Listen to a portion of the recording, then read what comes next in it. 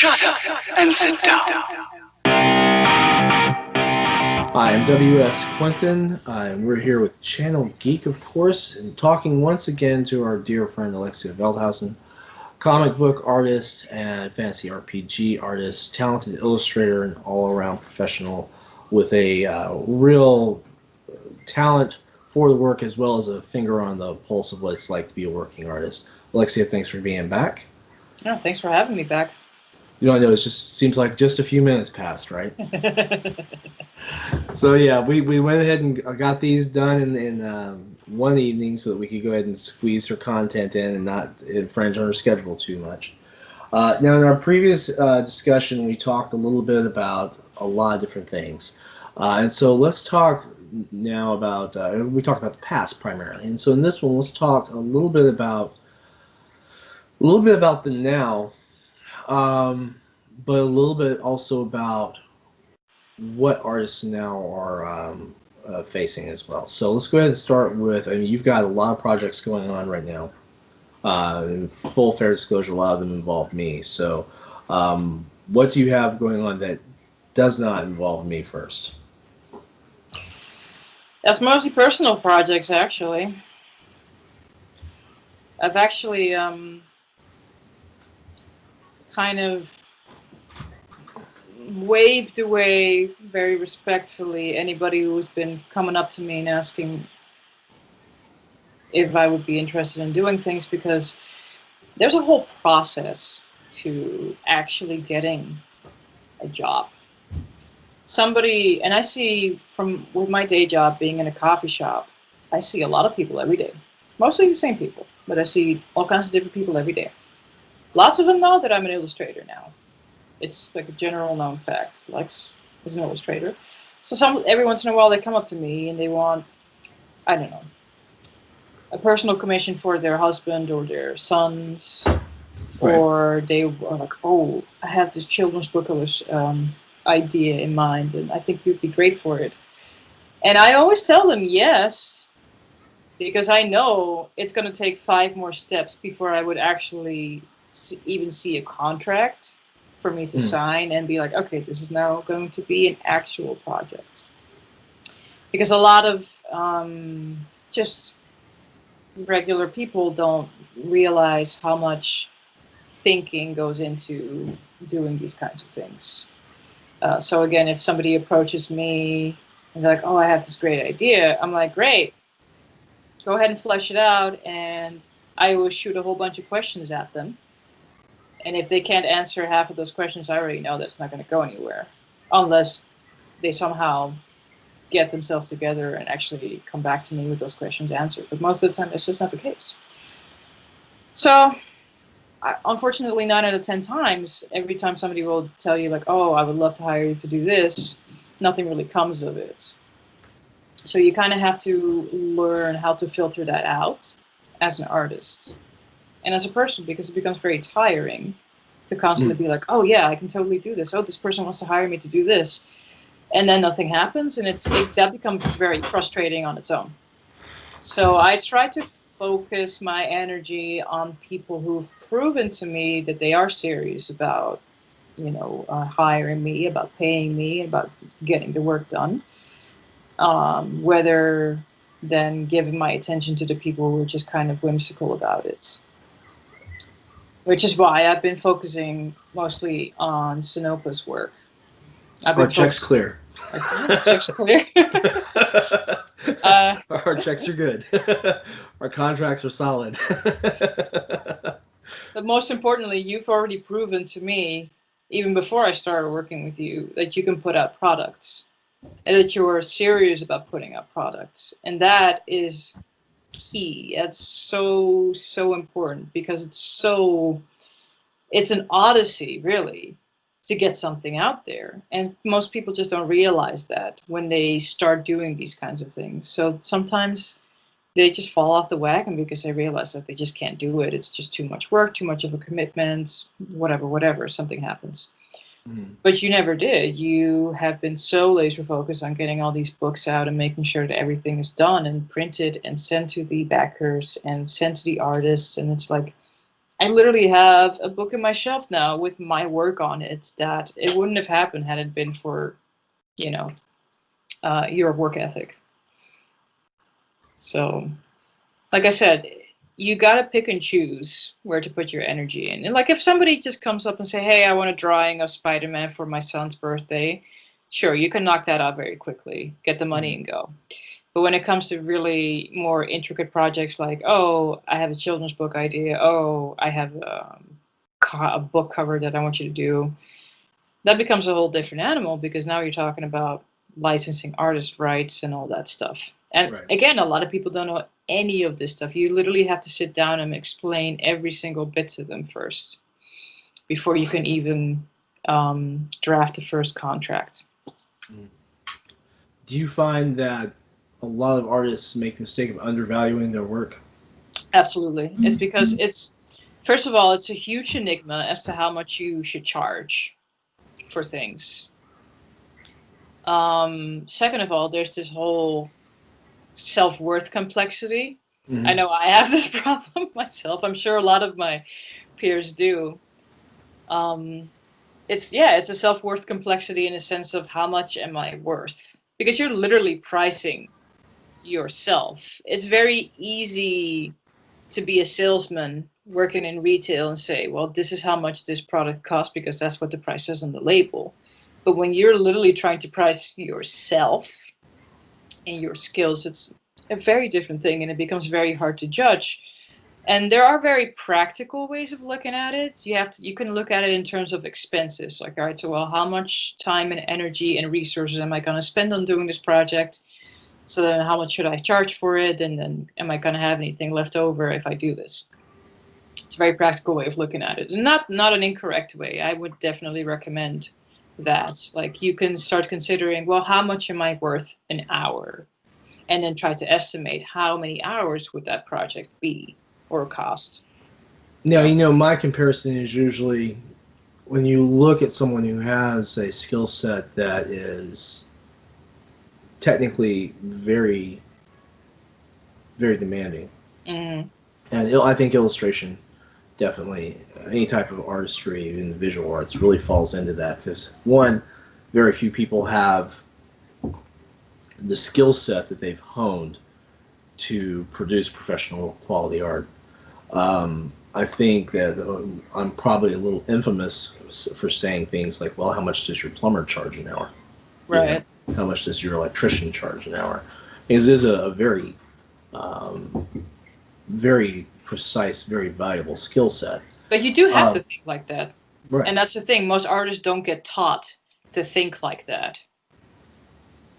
Now, is there anything you've learned, say in the last 2-3 years about the business of art that you would point out to other artists, either those who are just now entering the field, who've been in the field and are kind of struggling, or people who are looking at working in art professionally? I think most of it comes down to having a solid contract. You got to have a solid contract that covers all the bases. Most specifically, things like killing fees, as they call it. So let's just say that your client terminates the project in the middle of it, that you're still entitled to a certain amount of money because you did already put a considerable amount of time, even if you didn't finish it. So that's something that's very important. Mm-hmm. Communication is also so important because it's so easy to forget to just write an email and say, oh, hey, I saw your thing. I just can't get to it right now, but I'll get to it at a certain time. But people forget to do these things, me included. I catch myself doing this all the time. But communicating with your client is just so, so, so important because it gives you them complete transparency over what you're doing. It shows that you're interested in their project. And it just creates a far better working relationship that way. So, especially if you're an artist and you're running late on the project, and that's been my case too, where I was just so awfully delayed with the project that I was working on. I would always tell him, hey, I'm so sorry, this came up, but this is my progress. I would always just show him progress, even if it was just a little bit, just to show him or prove to him that I was working on it. Right. So it's things like that that you have to definitely keep in mind, and it's just those are just they seem like very common sense things, but they're very, very easy to forget when you're in the middle of life and art. But yeah, just making sure that you have a good contract, that is something that you're comfortable with. If you're not sure what goes into it, there's the Artist Guild Handbook that helps with that. There's information online, or you can reach out to artists that are, have more experience than you and have them look it over. Just having another pair of eyes to look over things always helps.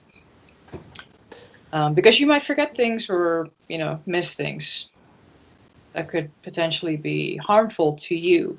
It's all about protecting you and your rights in the end, on top of your worth as an artist. Well, I think you've hit a nail on the head with that, because obviously your contracts being well defined are critical in regards to your protection of your rights.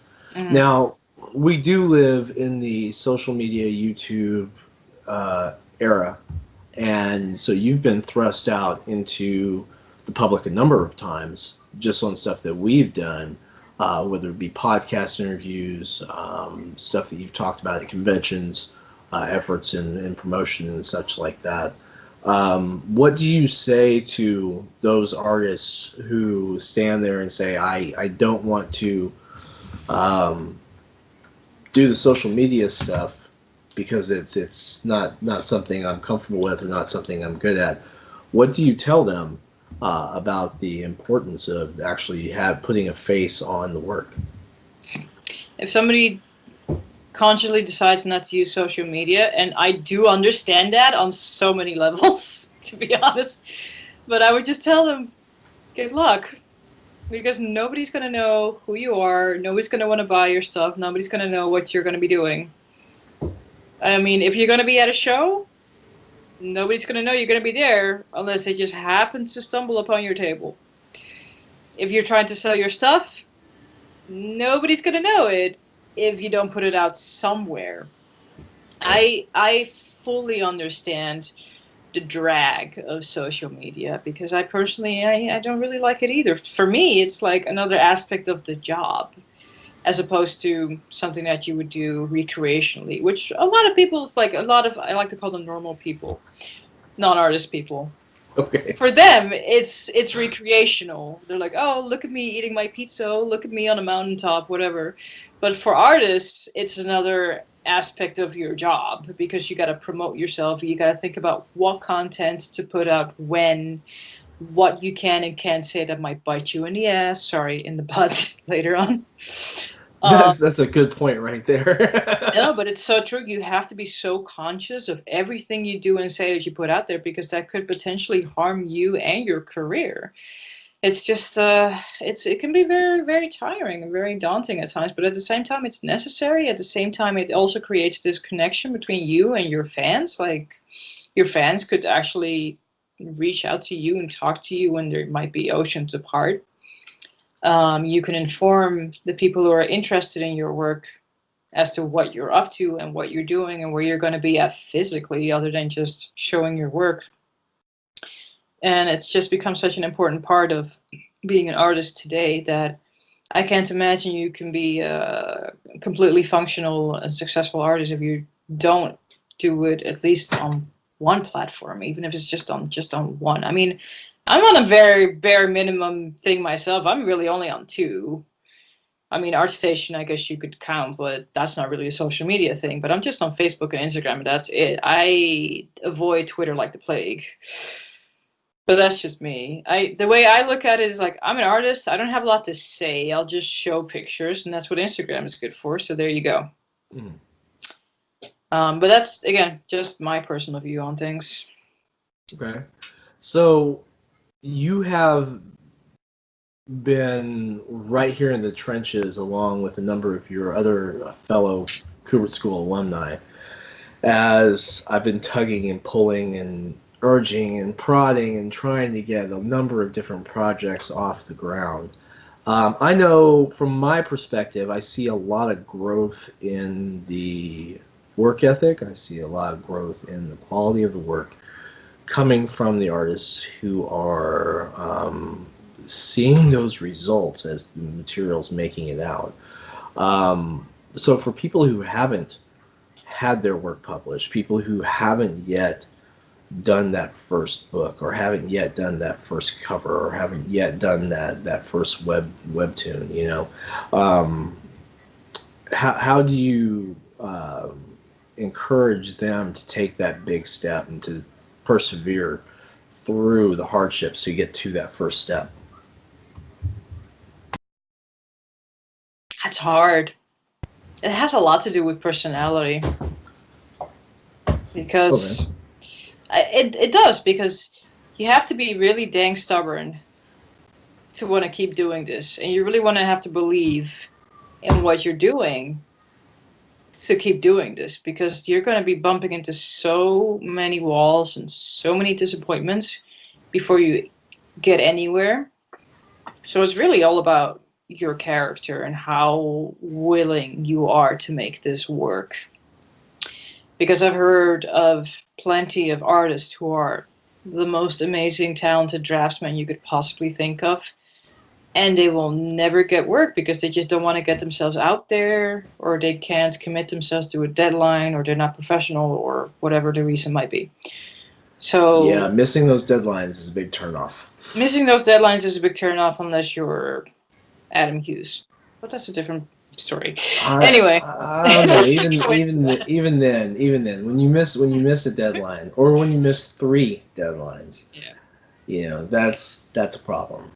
So you have to be able to act professionally. You have to be able to persevere in the face of failure and disappointment, because that's really what you're going to be looking at for most of it. And you just have to pick yourself up and try it again. And you have to keep going. Like, I have been talking to the same professional artists for the past 6 years at New York Comic Con. They know me by face, some even by name. And they know what I'm going through, because I was going to their tables when I was a student, and now I'm still going through their tables now that I'm a graduate, and they always ask me what I'm up to, and I tell them, and they always tell me, just keep going. You'll get there eventually. Just keep doing what you're doing. And they're always happy to see me back, because that means that I haven't given up yet. Right. You know, they're like, oh, that's great. I'm so glad to hear that you haven't, given up yet, that you're still trying to do it. And they always tell me the same thing. You just have to keep trying, because you will get there eventually. With that kind of an attitude, I guess, I have to believe that, eventually something will come out of it. And again, if the pros are telling me to do it that way, then I suppose that's how you're supposed to be doing it. I don't know. There's the thing is, there's just no easy way to break into this industry. It's just, it's very hard, to say the least. Yeah, it takes a lot of work. I mean, from the writer end, from the publisher end, it's I can tell you, it's a lot of work. I know, that's what we're it's a lot of sleepless nights. A lot of sleepless nights. Yeah, you gotta have the passion for it. You gotta really have the passion for it, and you definitely have to be a good amount of stubborn too. Otherwise, any sane person would eventually just be like, all right, well, this is not getting me anywhere, and I'm still poor, so let me go get an actual job so I can feed myself. You know what I mean? Well, we're not starving. We're not actually starving. I have a roof over my head. It's all good, but... Yeah. Now, professionally, what has been your biggest surprise of the last year, of 2018? Biggest surprise? Yeah, biggest surprise. Is the reactions I've been getting on the work I've been doing for Sinopa. Because I've been getting a lot of really positive response, mostly on the character sketches that I was doing for the 47 Furious Tales website. When I was putting those out, I was getting compliments not just from the people that I see on a daily basis, but I got compliments from like some of my artist friends, and they would tell me, like, Lex, this is the best work I've ever seen you do. And I'm like, oh, okay. Or I don't know if I told you that when I showed the flyer, which had the cover of 47 Furious Tales, to one of the professional artists that I talked to. Yeah. He was like, you did that? I was like, yes. He's like, this is really good. I'm like, oh, thanks. Well, it is a gorgeous cover. So yeah, we're gonna fly that flag high. Yeah, prepare. Yeah. So, I don't look at it that way because I'm thinking about it like, okay, I've got a cover done, and I got to do these character sketches, and I got to look like this, and I got to make sure that the colors work. Like, I'm thinking in a very, very practical way. So to hear other people respond to it so positively is it's very nice and very encouraging and definitely surprising. I wasn't expecting it to be so, yeah, that it would garner that much positive attention. Well, now, as big surprises go, that's a pleasant one. Yeah, let's hope we have more. Now 2019 is just a few weeks away. Yeah. And you and I have pretty big second bite of the apple coming up when we try to take our second shot at funding 47 Furious Tales. Mm-hmm. Now with that, when that's out and in hand, what do you expect it's going to feel like to hold that print copy and start signing those books? I think it's going to be such a surreal experience. It's going to be it's going to be really surreal. Probably not going to want to look at any of the pages.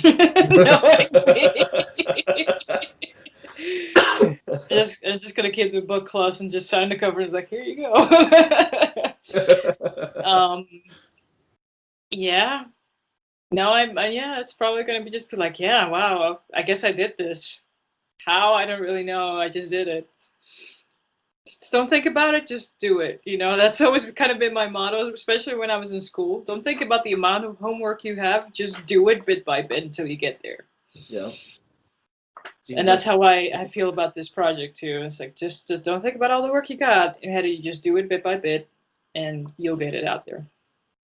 Now, we talked earlier about commitment from clients, right?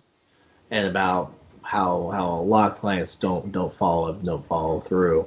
I'm going to toot my own horn with this. There's been a very concerted effort to get 47 Furious Tales off the ground.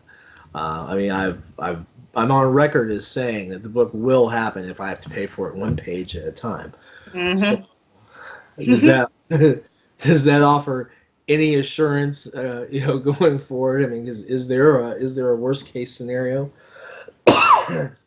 No, there is no worst case scenario. We're gonna get that book out. We're gonna get the book out. And I think we've got a good path to get it completed and funded in January and finally out and turned around and in people's hands and sitting on shelves, and I cannot wait. I can't wait. I think it's going to be a really amazing thing to see. Really. You have to understand, Sam. For me, it's a very different experience because I'm putting in the grunt of the work.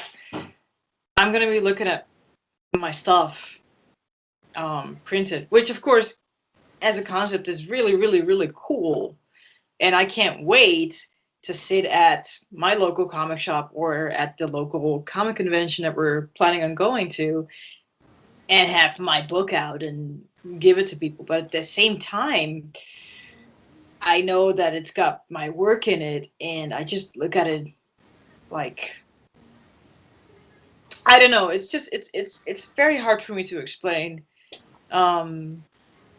But it's just a very different feeling, I guess. But maybe I'll be wrong. Maybe when it's out, I might actually be happy with it for like 5 days, and then I'll not want to look at it ever again. Now, when the first press run sells out,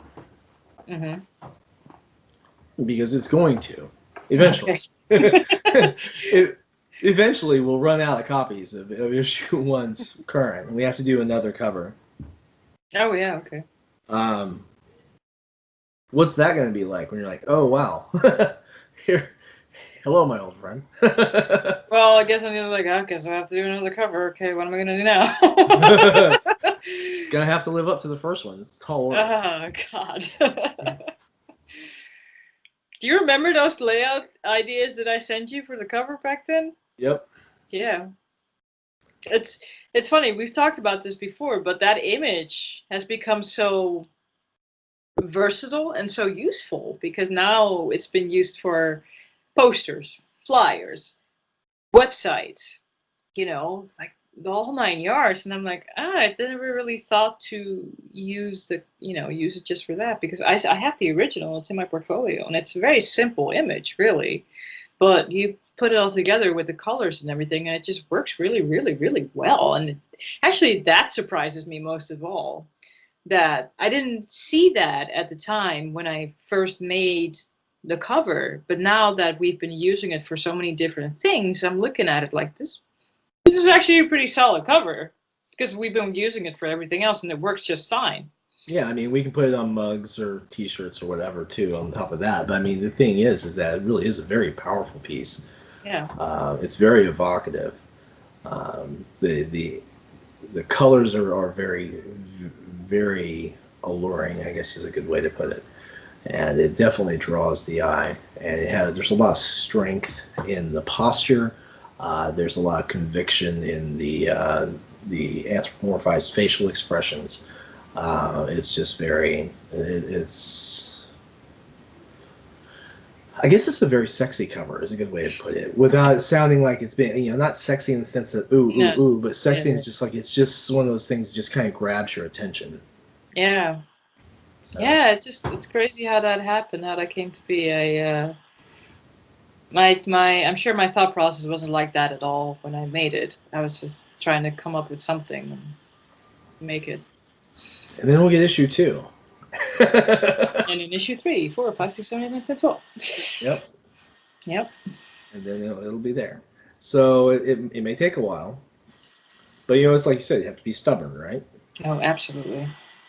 So for everyone who goes to Kickstarter, and you'll find a dozen different comic titles on any given day of various different art styles, various different levels of completion, various different quality of art, I guess is a good way to put it. Some are very slapdash, some are so crisp they'll cut you. But now, is that the benefit of having Kickstarter, so that everyone has a chance to showcase their own look? I like to think so. It's like I said before, if you can convince somebody to give you the money for your thing, it's worth money to somebody. Right. So that means there's an audience for it, in theory. Mm. All right.